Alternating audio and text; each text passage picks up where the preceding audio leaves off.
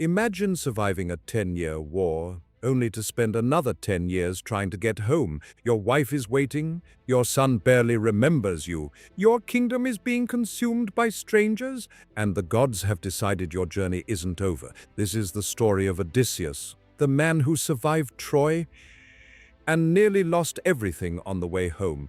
Homer's Odyssey begins after the Trojan War has already ended. Troy has fallen, and the Greek armies are sailing home.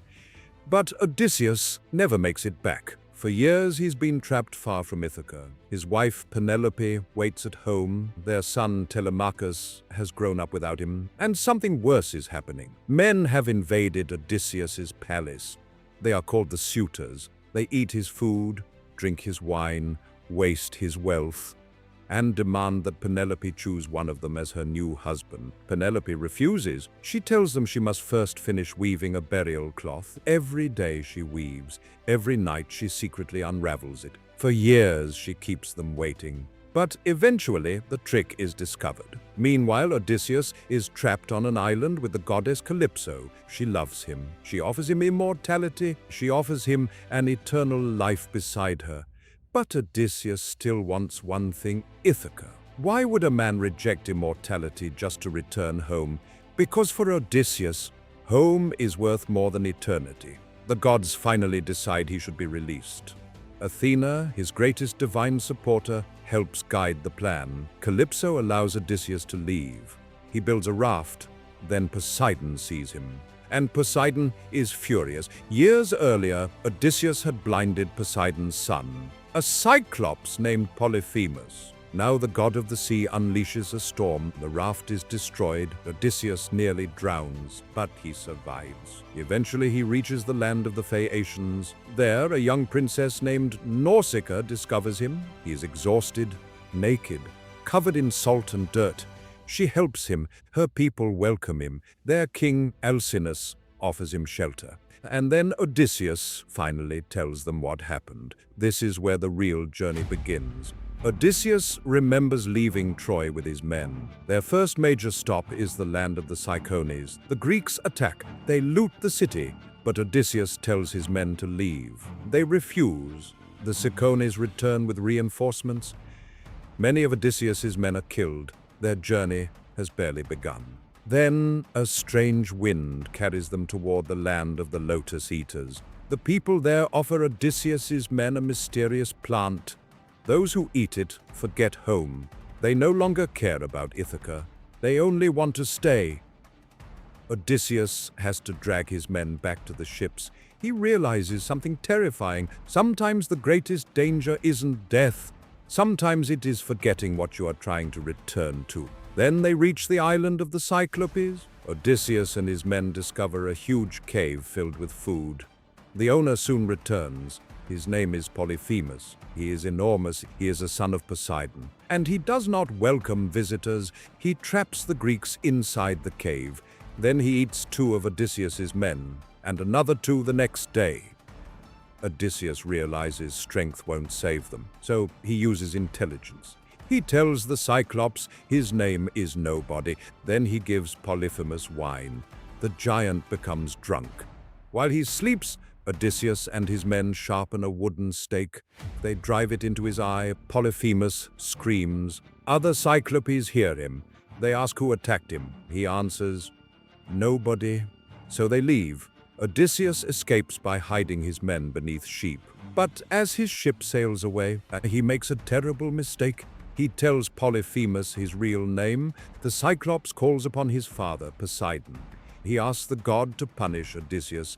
And from that moment, the sea becomes Odysseus's enemy. The Greeks eventually reach the island of Aeolus. Aeolus controls the winds. He gives Odysseus a bag containing every dangerous wind.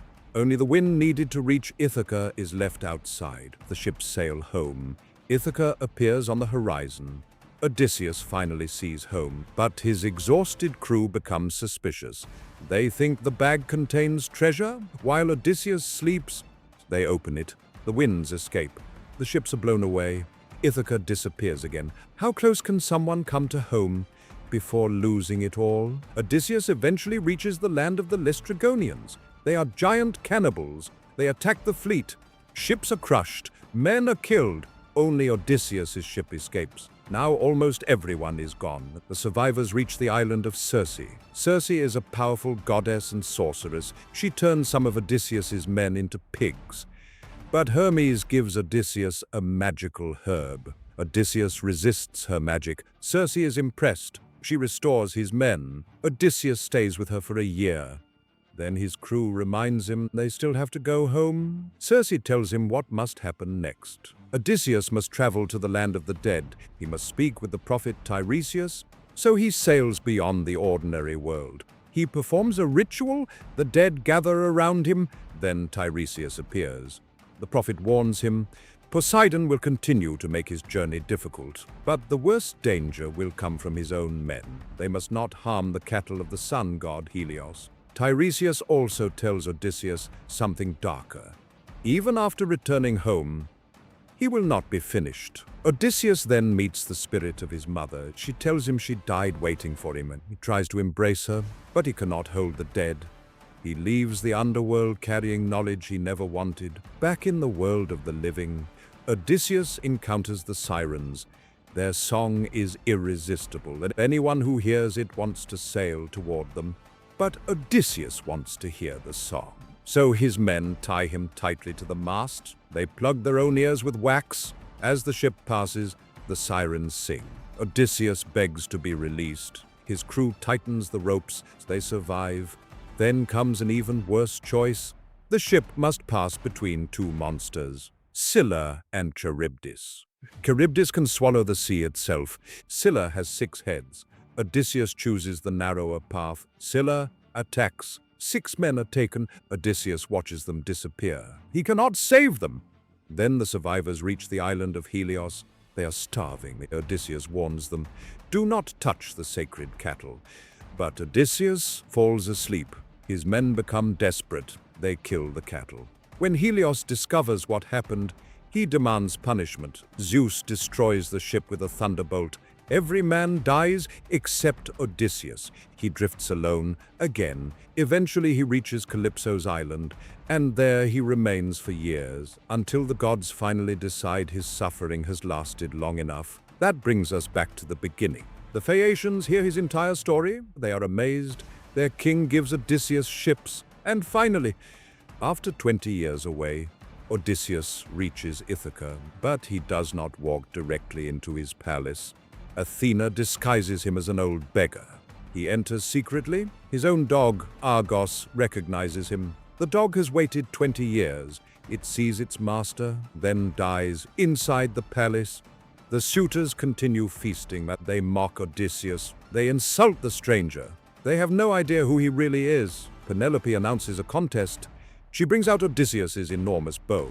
She declares that whoever can string it and shoot an arrow through 12 axe heads will become her husband. The suitors try, they fail, one after another. Then the disguised Odysseus asks for the bow. They laugh, but he strings it effortlessly and he fires. The arrow passes cleanly through the axes, and then he reveals himself. The palace changes instantly. Odysseus and his allies attack the suitors. The men who consumed his household are killed. The palace is finally reclaimed, but Penelope is still uncertain. She has waited 20 years. She cannot simply believe a stranger's claim, so she tests him. She orders their marriage bed to be moved. Odysseus becomes angry. He tells her that the bed cannot be moved. He built it himself. One of its posts is rooted into a living olive tree. Penelope finally knows. This is her husband. Odysseus is home. But the Odyssey is not really a story about monsters. It is a story about returning. Every island offers Odysseus another life. The Lotus-Eaters offer forgetting. Circe offers pleasure. Calypso offers immortality. The Sirens offer forbidden knowledge. And every time, Odysseus chooses Ithaca, but his journey also reveals his greatest weakness. He is brilliant, he is courageous, he is extraordinarily resourceful. Yet his pride repeatedly creates new disasters. He defeats Polyphemus, then reveals his name. He escapes danger, then takes unnecessary risks. He survives monsters, but cannot always control himself or his men. That is what makes Odysseus different from a simple hero. He is not perfect. He is clever enough to survive almost anything, but human enough to cause some of his own suffering, and after 20 years, he finally reaches the place he spent his entire life trying to return to. Ithaca was never simply an island. It was an idea, a memory, a promise, a place where Odysseus could finally become himself again. The Greeks understood something deeply uncomfortable. You can survive war, you can defeat monsters, you can escape gods, you can cross oceans, but none of that matters if you lose the reason you wanted to survive. Odysseus spent 20 years trying to get home, and perhaps the strangest part of his story is this. The journey did not teach him how to find Ithaca. It taught him why Ithaca mattered, because sometimes home is not the place waiting at the end of the journey. Home is the reason you keep going.